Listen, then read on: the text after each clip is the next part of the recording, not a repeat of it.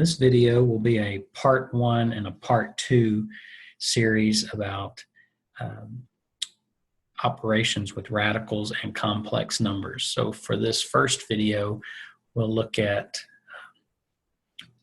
kind of a review of simplifying radicals, and we'll look at adding and subtracting radicals and adding and subtracting complex numbers.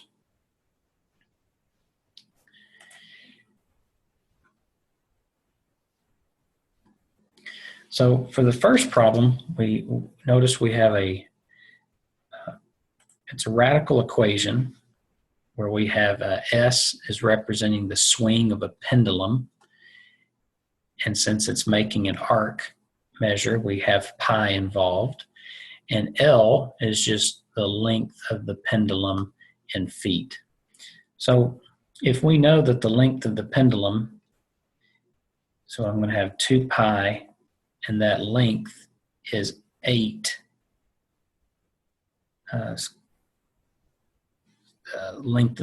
find the speed of the pendulum, if we know that the speed is 4 pi.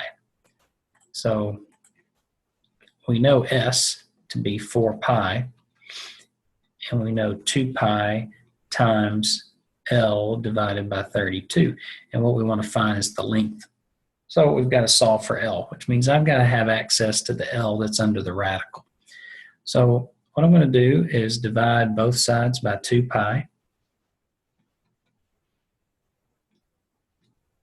And this will simplify. And so over here I'll have 4 pi divided by 2 pi. So 4 divided by 2. So I'm going to have 2 equals the square root of L divided by 32. Now, as we've said in class, that we understand that if there's not a number here, it's understood to be the second root. So what I'm going to do is I'm going to take the square root, I'm going to raise it to the second power. So I'm going to do this to both sides. So that's going to give me 4 is equal to, and remember what happens here when you're taking something like this. If I write it in rational form, if we raise it to the second power, you have to use the power rule, and what that does is a half times 2 is just 1. So you get 4 equals L divided by 32.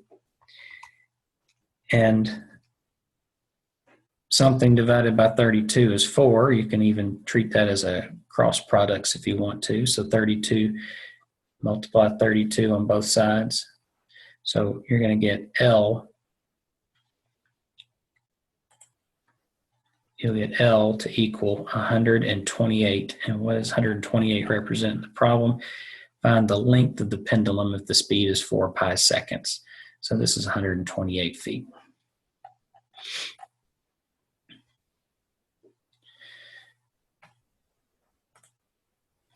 Second, we're just a review on simplifying. So the square root of 24, I'm thinking of 2 factors, and both of them, one of them has a perfect square, so it'd be 4 times the square root of 6. So this would be 2 times the square root of 6, and I would be finished. Even though 6 is not prime, it is composite, it doesn't have another factor that is a perfect square.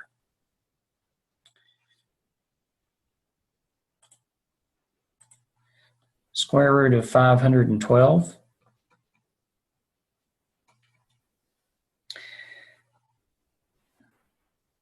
Would be square root of 64 and the square root of 8, which we could simplify a little bit more. This would be 8, and this would be the square root of 8. Square root of 8 can simplify to the square root of 4, square root of 2. And so this would be 8 times 2 times square root of 2, which this would be 16 square roots of 2. And then the square root of 224 would actually simplify to the square root of 16 times the square root of 14, which would be 4 times the square root of 14. Again, square root of 14, 4 Square roots of 14. Remember, square root of 14 is composite. It just doesn't have a perfect square factor.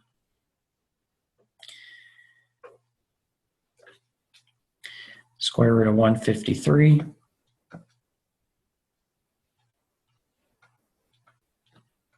Square root of 153 would be the square root of 9 times the square root of 17, and that would be 3 square roots of 17. And 150, think of quarters. 4 quarters and $1, so we'd have 25, and 6 quarters make up $1.50. So square root of 25 is a perfect square, so that'd be 5 square roots of 6.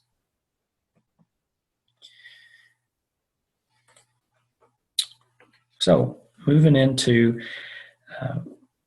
complex numbers, and we'll notice what happens here. But when you look at this example of solving this equation, when you solve for x squared plus 1 equals 0, when you subtract 1 and take the square root, notice you've got the square root of negative 1, square root of negative 1, and this is going to produce an imaginary number, because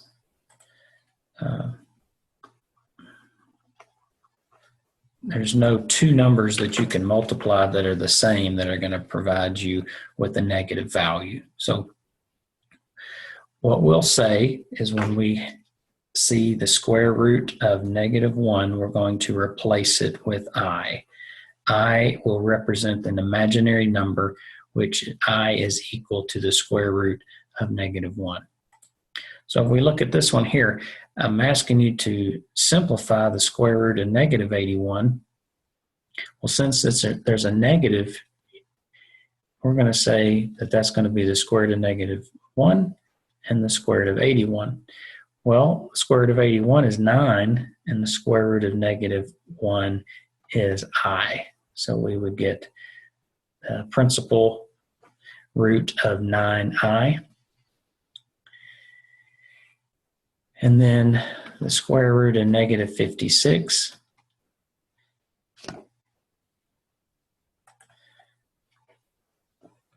Square root of negative 1. Square root of 56.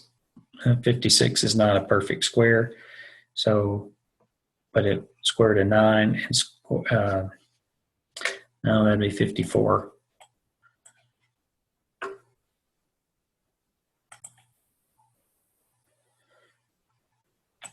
So square root of 56 would be the square root of 4 and the square root of 14 times the square root of negative 1. So this becomes I, this becomes 2, this stays the square root of 14. So we usually write with the number first, then the imaginary in this case, and then the radical.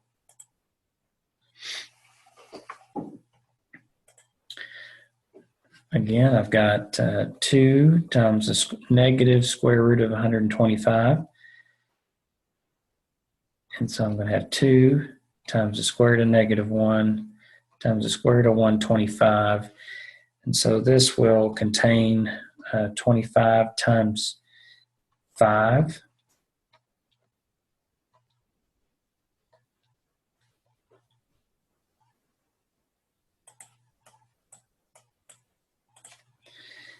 And times the square root of negative 1 times 2. So this will be 2 times I times 5 times the square root of 5. So I would have 10I times the square root of 5. That's what 2 times the negative square root of 125 would simplify to be. And then this one, we've got negative 3 times negative square root of negative 180.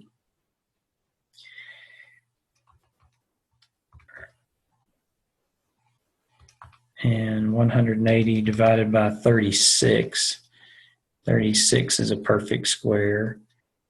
36 and 5, but also I have to think of square root of negative 1 because there's a negative inside there. So I've got negative 3 times the square root of negative 1 times 36 times 5.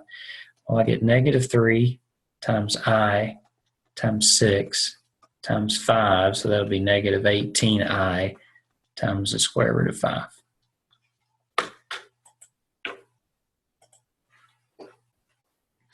So we'll come back to using imaginary numbers in part 2 of this video.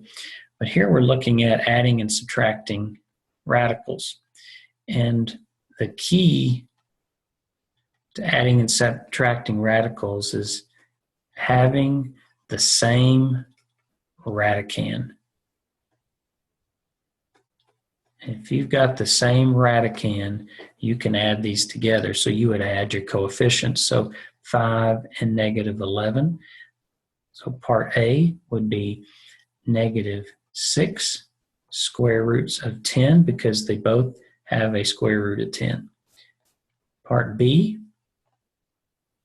both of them have the square root of 15. So negative 9 plus 15, and you would get 6 square roots of 15. And I can't simplify the square root of 10, and I can't simplify the square root of 15. So we look at part C, and 3 square roots of 6 and negative 4 square roots of 6. So the square root of 6 is the same radicand. I would take 3 minus 4 and I would get negative 1. And then part D, notice that D is a little different because they're not the same radicands. So 3 square roots of 3 minus 5 square roots of 27. I want to try to make this the radical of 3, so I'm looking for, so I get square root of 9 times the square root of 3 times 5. So 3 square roots of 3 minus 5 times 3 times square root of 3. So square root of 9 became 3. So I get 3 square roots of 3 minus 15 square roots of 3, which would be negative 12 square roots of 3. And I'm done. Now, with this one, notice A has square root of 18, square root of 8, square root of 24. None of them are the same. Since the radicands are not the same, we want to try to simplify that as much as possible. If we can, then we may have a chance of getting the same radicand. So 18, let's say square root of 2, square root of 9 times negative 3. So that'll be negative 3 times the square root of 2.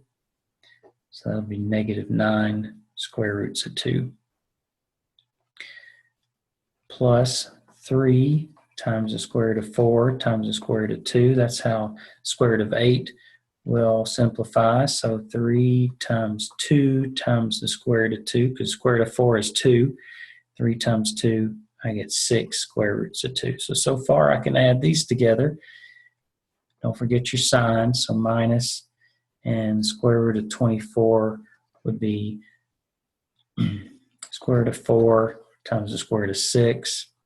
So that'd be minus square root of 2 times the square root of 6. So I can only add the first two together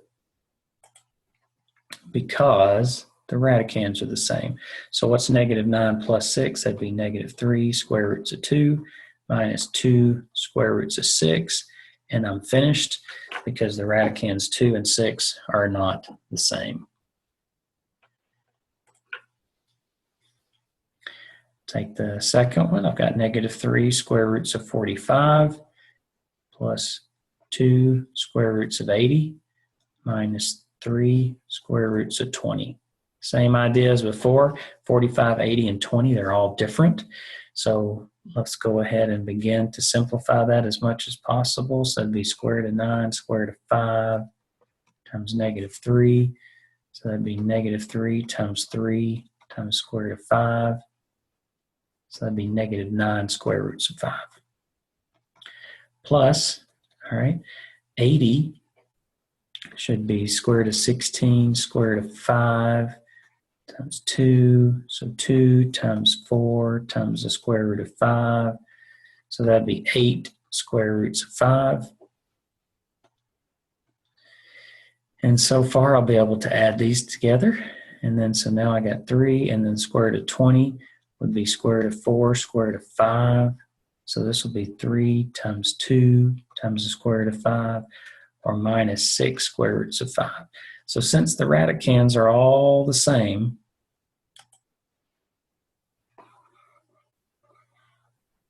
then we're just going to add and subtract the coefficients. So negative 9 plus 8 is negative 1. Negative 1 minus 6 would be negative 7 square roots of 5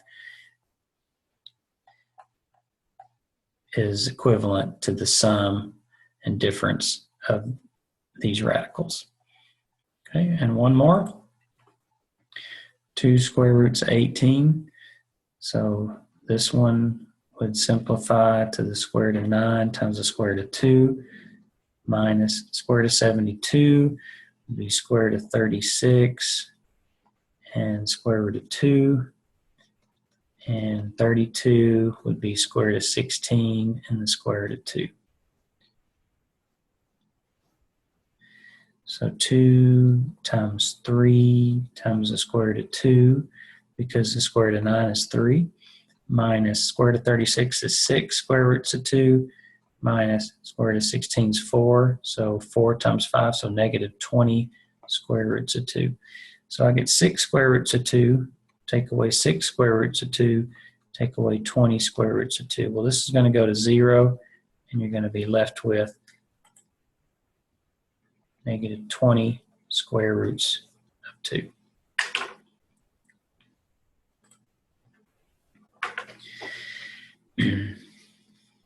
Now, just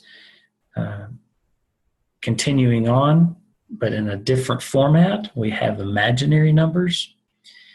And imaginary numbers are application-based that you'll find with,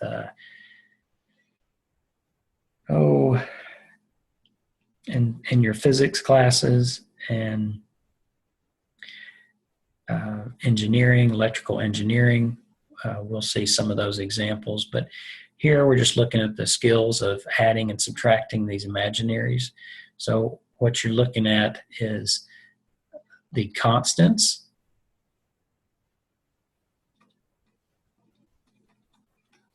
And so whatever constants, those are like terms. And your imaginaries are like terms. So 4 plus a negative 3, or 4 minus 3 would be 1 plus, and then 6i plus 5i would be 11i. And this is the correct notation. You want to write your imaginary numbers as a plus bi. A is representing the real number in the real number system, and bi is representing the imaginary number. That's part A. So let's look at part B. Notice the coefficient, the constants, negative 1 and negative 4, that would be negative 5. Negative 8 and negative 1 would be negative 9i. So you're done with part B. Part C, notice we have a subtract and negative. So this would be negative 3 plus 6i minus a negative would be positive 5, minus a negative would be positive 3i minus 8i. So negative 3 and 5, those are the like constants, so that would be 2. And then what 6 plus 3 minus 8, well 6 plus 3 is 9, minus 8 would be just 1i.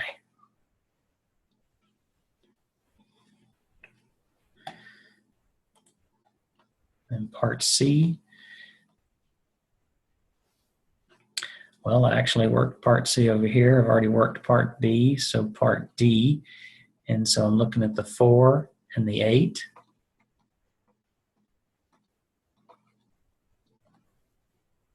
Minus 2i minus 7. So 4 plus 8 minus 7. So that's going to be 12. Take away 7, so that'll be 5.